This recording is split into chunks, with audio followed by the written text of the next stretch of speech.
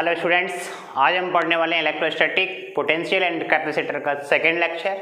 Okay yes, तो शुरू करते हैं। माय नेम इज तेरा बक and today we will be discuss about electric potential due to a point charge.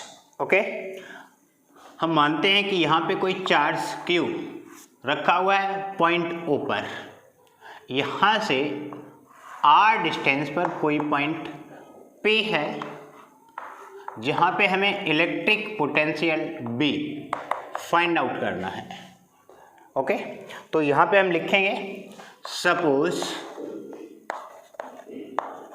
A point charge Q placed at point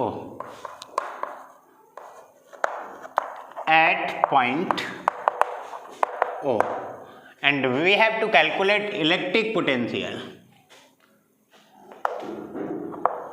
We have to calculate electric potential at point P at distance R from point charge Q. At distance R from point charge Q. Okay, यहाँ पे इस point Q से infinity पर हम कोई test charge consider करेंगे और अगर इस चार्ज को इस तरफ हम कैरी करते हैं पॉइंट Q की तरफ। मान लीजिए यहाँ पे पॉइंट A है, A जिसकी डिस्टेंस इस वाले पॉइंट से x है ये। तो इन दोनों चार्जेस के बीच में इलेक्ट्रोस्टैटिक फोर्स होगा। अगर ये वाला चार्ज हम यहाँ तक कैरी करते हैं तो electrostatic force according to Coulomb's law लिखते हैं। कूलम्ब्स लॉ के according F equal to 1/4 pi epsilon not into Q not divided by x square, because Q1 is replace to Q and Q2 is replace to Q not and R is replace to x। This is equation number 1। अगर हम इस वाले charge को A point से B point तक dx तक displace करते हैं, इतना डिस्प्लेसमेंट, तो वर्क डन क्या होगा? The amount of small amount होगा, सॉरी अमाउंट नहीं, यहां से स्मॉल डिस्प्लेसमेंट है, तो the small amount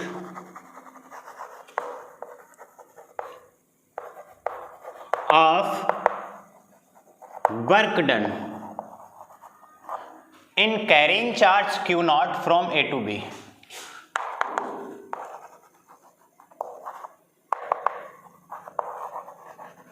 Charge Q naught from A to B. Okay, आप देखिए ये वाला जो फोर्स आपने कैलकुलेट किया, इसका डायरेक्शन क्या होगा? अवे फ्रॉम पॉजिटिव चार्ज, इस तरफ वेक्टर F, और डिस्प्लेसमेंट का डायरेक्शन किधर है? इसके अपोजिट डायरेक्शन में। मतलब फोर्स इधर है तो उसके अपोजिट डायरेक्शन में डिस्प्लेसमेंट हो रहा है, तो वर्क डन नेगेटिव होगा, माइनस का F इंटू dx। अगर इस चार्ज को हम यहाँ इन्फिनिटी से पॉइंट P तक कैरी करते हैं तो टोटल अमाउंट ऑफ वर्क क्या होगा? Total amount of work done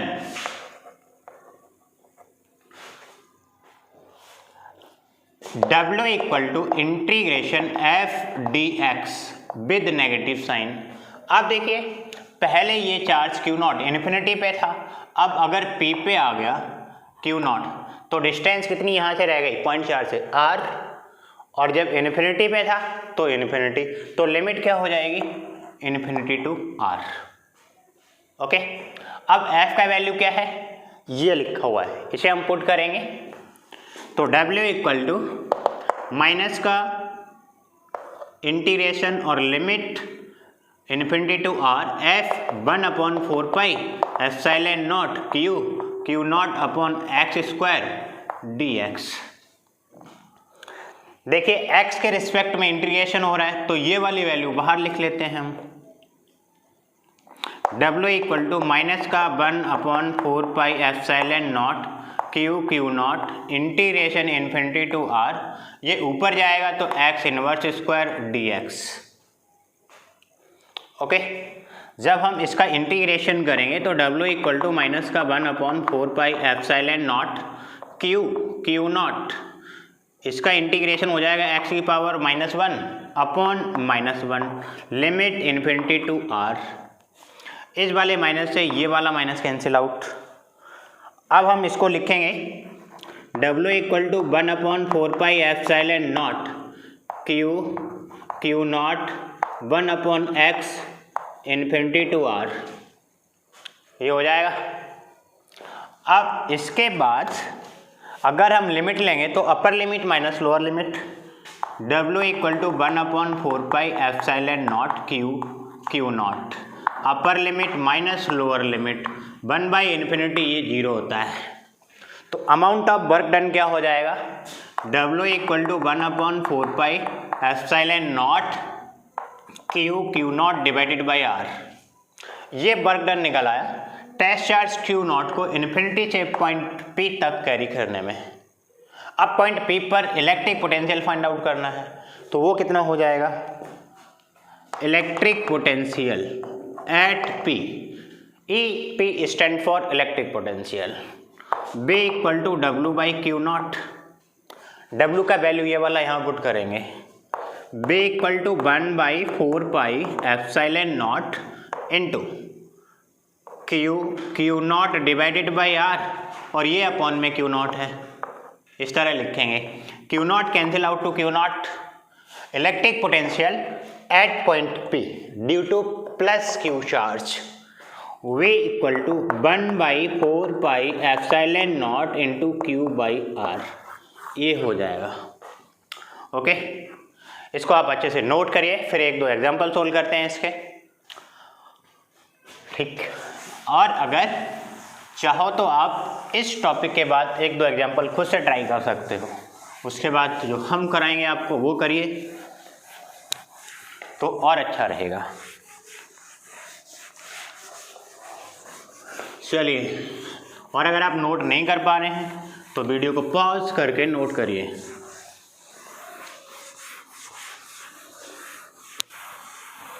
example से पहले हम एक और छोटा सा पॉइंट लेंगे, electric potential due to group of point charges. अगर एक पॉइंट चार्ज की वजह कई पॉइंट चार्ज हों, due to group of point charges, एक की बजाय बहुत सारे पॉइंट चार्ज हों, तो हम क्या करेंगे, मान लेते हैं ये वाला पॉइंट P है, इस पॉइंट पे हमें पोटेंशियल फाइंड आउट करना है।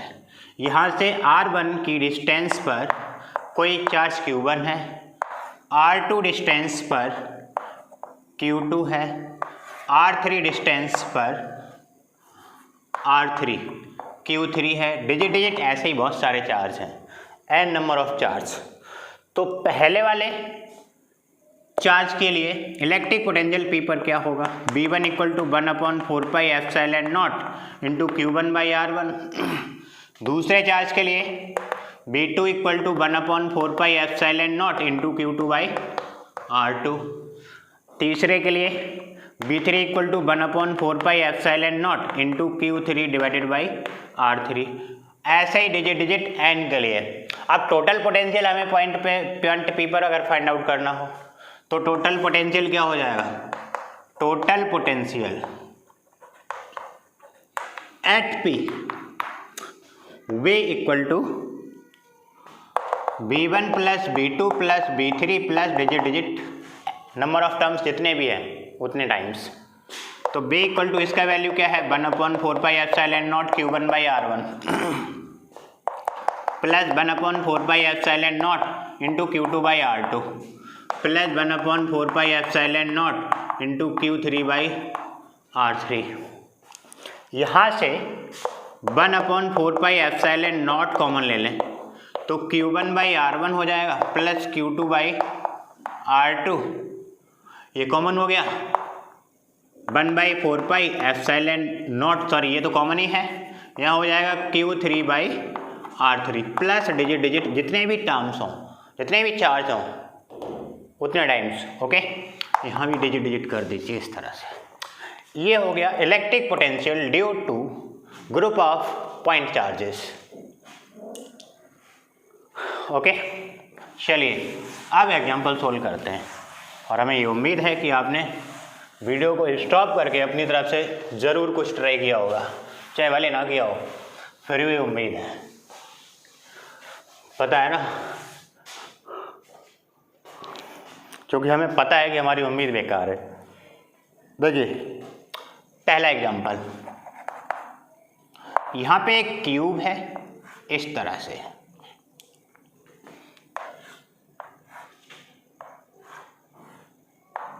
जिसकी साइड है B और इसके हर वर्टेक्स पर चार्ज है Q।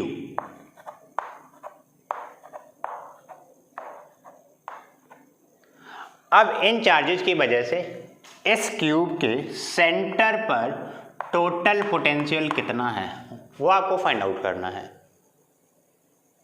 तो इसका डायगोनल क्या हो जाएगा, इस क्यूब का डायगोनल होता है साइड √3, साइड क्या है B और √3, तो इसके सेंटर से हर वर्टेक्स की डिस्टेंस क्या होगी, distance from centre to each vertex, centre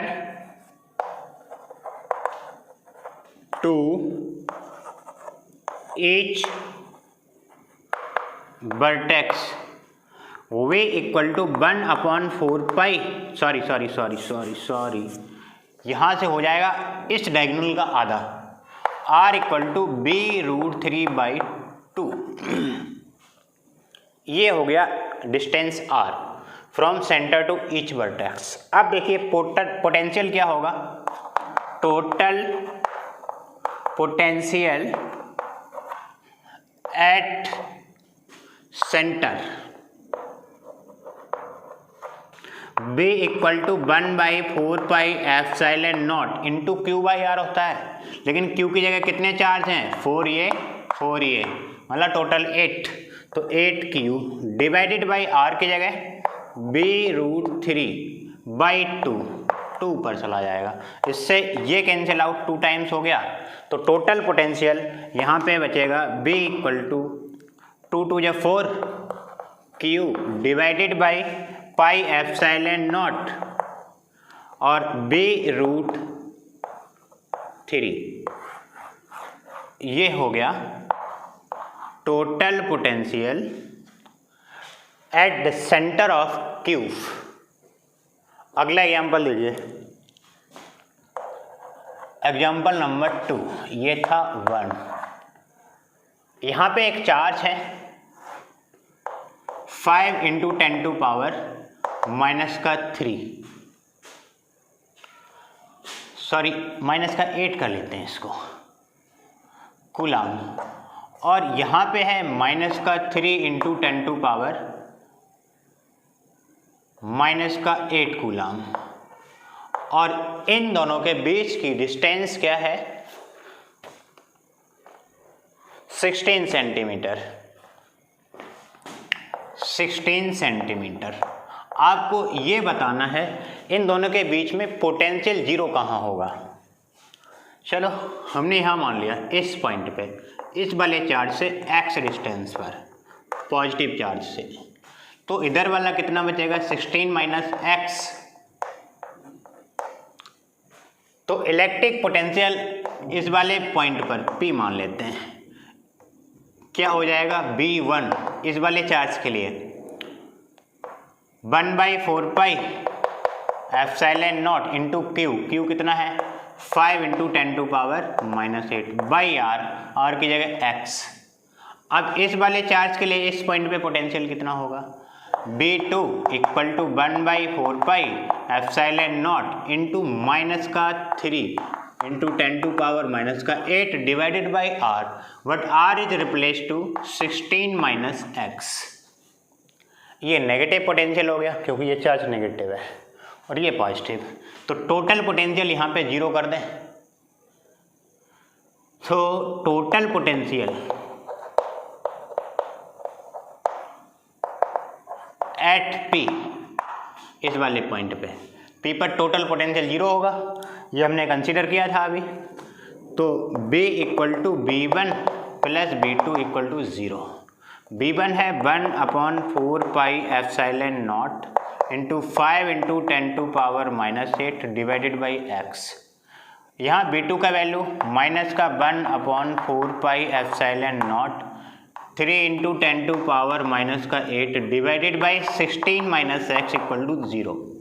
यहाँ से कॉमन क्या है 1/4 एप्सिलॉन नॉट 1/4 एप्सिलॉन नॉट और इंटू 10⁻⁸